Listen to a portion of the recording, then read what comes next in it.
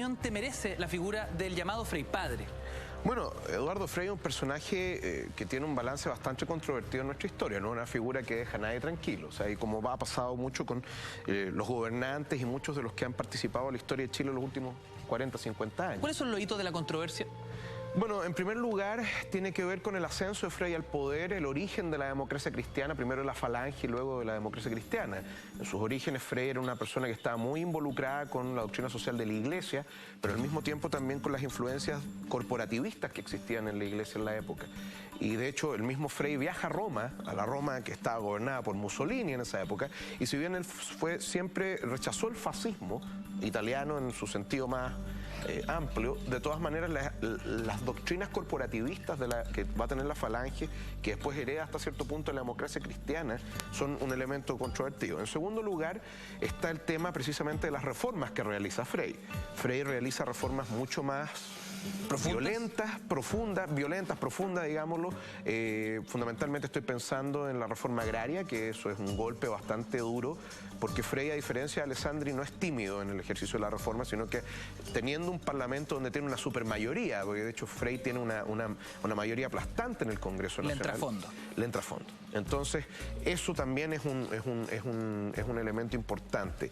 Y además también está, bueno, cierta historia posterior a la presidencia de Frei, porque efectivamente, y lo decían en la nota, Frei es una persona que apoya el golpe de Estado. El mismo Frei está de acuerdo con el golpe de Estado.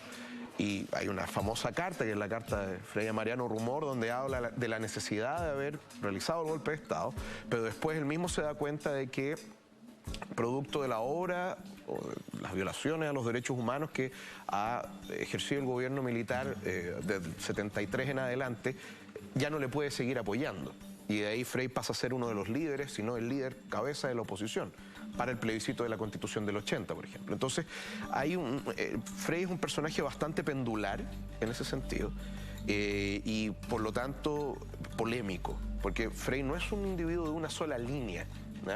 Es también bastante pragmático, ¿no? En ese sentido. Entonces, depende del momento también, dónde está Frei, o sea, el momento que vive Frei y cuáles son los apoyos que decide dar. ¿Una especie de camaleón político? No alcanza a ser un camaleón político porque no es tan adaptable en ese sentido. Hay un núcleo de ideas fundamentales de Frei que eso se mantiene, digámoslo. Pero también hay una adecuación al momento político y hay otra cosa también. La democracia cristiana en su núcleo es un partido que proviene del Partido Conservador y de hecho muchos de los nombres de los conservadores se traspasan después a la democracia cristiana.